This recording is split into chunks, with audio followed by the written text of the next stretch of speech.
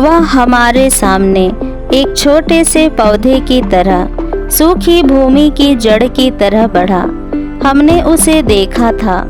उसमें ना तो सुंदरता थी, ना तेज और ना कोई आकर्षण ही। वह मनुष्यों द्वारा निंदित और तिरस्कृत था, शोक का मारा और अत्यंत दुखी था। लोग जिन्हें देखकर मुंह फेर लेते हैं, उनकी तरह ही वह तिरस्कृत और तुच्छ समझा जाता था। परंतु वह हमारे ही रोगों को अपने ऊपर लेता था और हमारे ही दुखों से लदा हुआ था।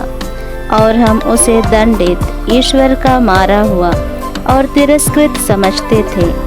हमारे पापों के कारण वह छेदित किया गया है, हमारे कुकर्मों के कारण वह कुचल दिया गया है।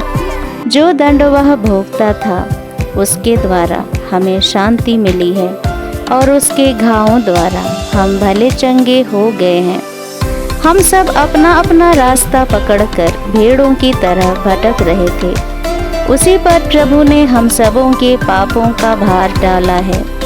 वह अपने पर किया हुआ अत्याचार धैर्य से सहता गया और चुप रहा, वध के लिए ले जाए जाने वाले मेमने की तरह, और ऊन कतरने वाले के सामने चुप रहने वाली भेड़ की तरह उसने अपना मुंह नहीं खोला।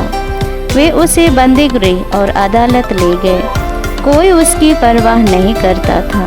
वह जीवितों के बीच में से उठा लिया गया है और वह अपने लोगों के पापों के कारण मारा गया है। यद्यपि उसने कोई अन्याय नहीं किया था और उसके मुंह से कभी छल कपट की बात नहीं निकली थी, फिर भी उसकी कब्र विधर्मियों के बीच बनाई गई और वह धनियों के साथ दफनाया गया है। प्रभु ने चाहा कि वह दुख से रौंदा जाए। उसने प्रायश्चित के रूप में अपना जीवन अर्पित किया, इसलिए उसका वंश बहुत दिनों तक बना रहेगा और उसके द्वारा प्रभु की इच्छा पूरी होगी। उसे दुख भोग के कारण ज्योति और पूर्ण ज्ञान प्राप्त होगा।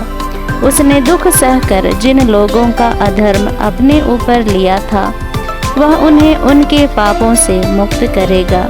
इसलिए मैं उसका भाग महान लोगों के बीच बांटूंगा और वह शक्तिशाली राजाओं के साथ लूट का माल बांटेगा, क्योंकि उसने बहुतों के अपराध अपने ऊपर लेते हुए और पापियों के लिए प्रार्थना करते हुए अपने को बलि चढ़ा दिया और उसकी गिनती कुकर्मियों में हुई। हालेलुया।